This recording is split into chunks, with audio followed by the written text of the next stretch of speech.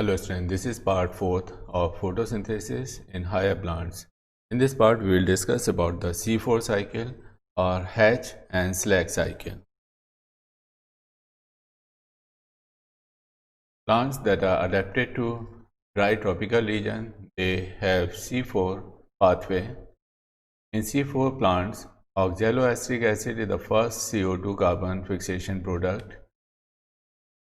That's why this cycle is also known as C4 cycle, because the first stable product formed during C4 pathway is the oxaloacetic acid, and it is a 4-carbon compound.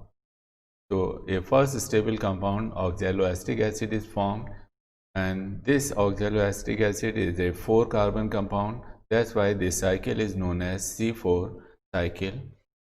Site of C4 cycle is mesophyll cells and bundle sheet.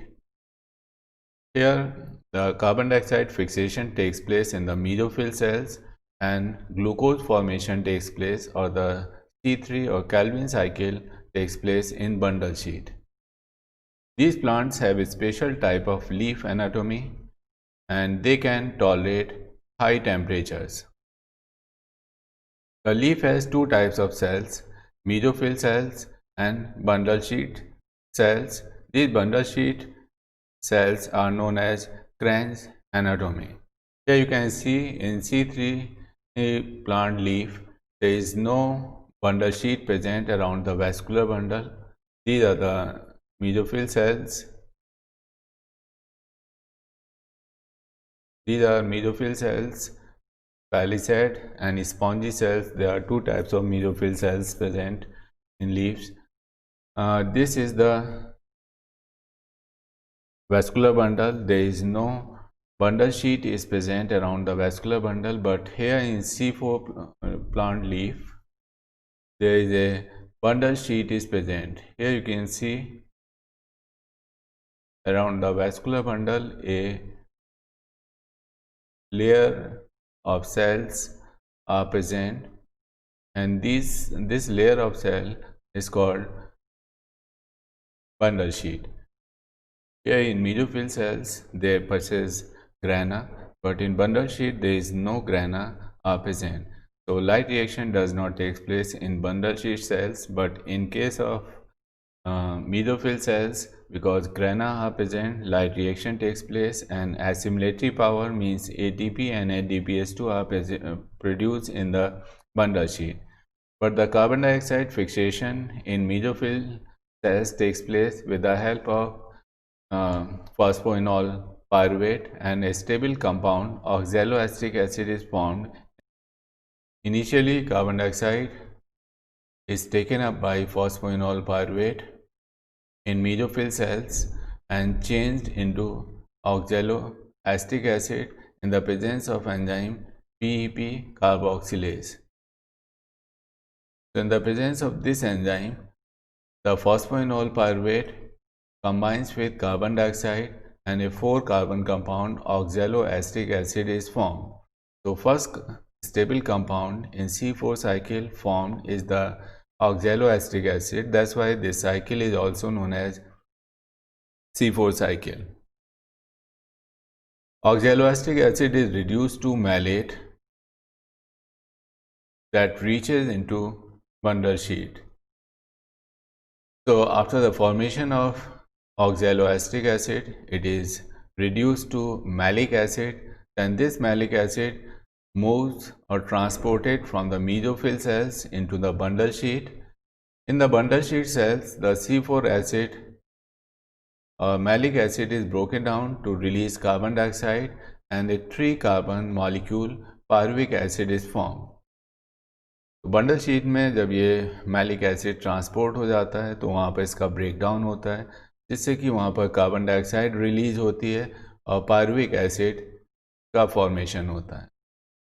यहाँ जो carbon dioxide release होती है bundle sheath में, it enters the C3 cycle, and because these cells are rich in enzyme ribulose bisphosphate carboxylase oxygenase, यानी यहाँ पर Rubisco enzyme present होता है जो ये कार्बन डाइऑक्साइड रिलीज हुई थी, इस कार्बन डाइऑक्साइड को ये फिक्स करता है and this carbon dioxide is converted into a 3-phosphoglyceric acid and then into glucose by glycolytic reversal or reduction method. The pyruvate formed in the bundle sheet cells transported back to the mesophyll cells and get phosphorylated to form phosphoenol pyruvate. Malic acid दो part में break होता है, उससे एक molecule carbon dioxide का निकलता है और एक पायरुवेट बनता है। ये पायरुवेट बंडल शीट्स से मीजोफिल सेल्स में ट्रांसपोर्ट होता है और मीजोफिल सेल्स में इसका फॉस्फोराइलेशन होता है जिसपे फॉस्फोइनॉल पायरुवेट रीजनरेट हो जाता है एक नए कार्बन डाइऑक्साइड से रिएक्ट करने के लिए।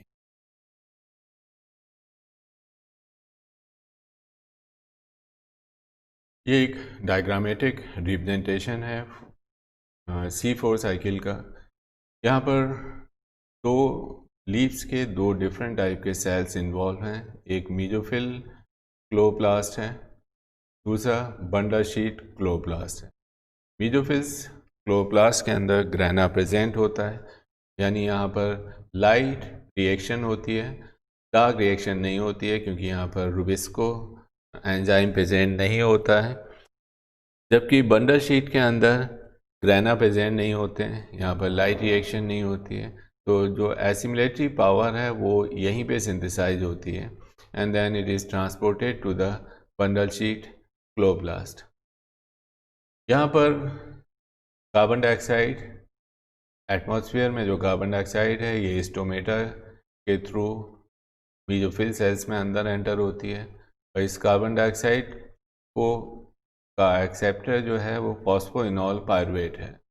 फॉस्फोइनॉल पायरुवेट और कार्बन डाइऑक्साइड एक दूसरे से कंबाइन होकर ऑक्सैलो एस्टेट बनाते हैं। Then it is reduce to malate, ये मैलेट में रिड्यूस हो जाता है और यहाँ पे NADPH2 रिड्यूस होता है। इसके बाद मैलेट मीजोफिल सेल से बंडल शीट के अंदर ट्रांसपोर्ट होता है। यहाँ आने के बाद मैलेट का ब्रेकडाउन होता है, it is broken down to produce pyruvate and carbon dioxide. Pyruvate वापस मीजोफिल सेल्स में ट्रांसपोर्ट होता है और इसका फॉस्फोराइलेशन होता है जिससे फॉस्फोइनॉल पायरुवेट रीजनरेट हो जाता है और नेक्स्ट कार्बन डाइऑक्साइड को एक्सेप्ट करने के लिए ये अवेलेबल होता है। वापस अगर हम बंडल शीट में देखें तो मैलेट दो पार्ट में ब्रेक हुआ था, एक पायरुवेट और दूसरा कार्बन डाइऑक्साइड। क्योंकि बंडल शीट के क्लोरोप्लास्ट में रुबिस्को एंजाइम प्रेजेंट होता है तो ये RUBP के साथ इसको कंबाइन करता है। रुबिस्को एंजाइम RUBP के साथ जब कार्बन डाइऑक्साइड कंबाइन होगा तो यहाँ पे 3-फॉस्फोग्लिसरेट बनेगा। 3-फॉस्फोग्लिसरेट से फिर कार्बोहाइड्रेट का फॉर्मेशन होता है ग्लाइकोलाइटिक रिवर्सल के ज़रिए, यह रिडक्शन का जो प्रोसेस है, और यहाँ पर बंडल शीट के अंदर कार्बोहाइड्रेट बन जाता है। अगर हम C3 प्लांट के अंदर देखें,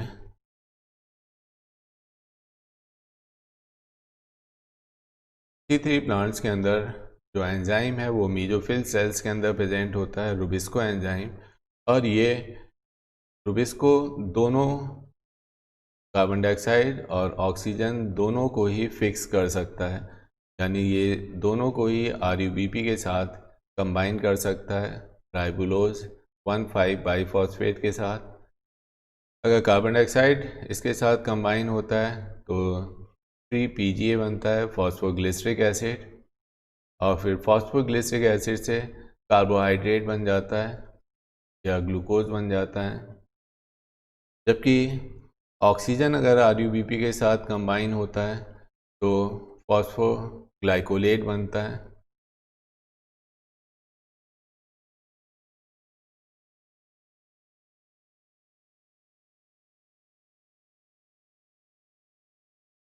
इसको हम C3 साइकिल कहते हैं या केल्विन साइकिल कहेंगे, और इसको हम फोटो रेस्पायरेशन गैस।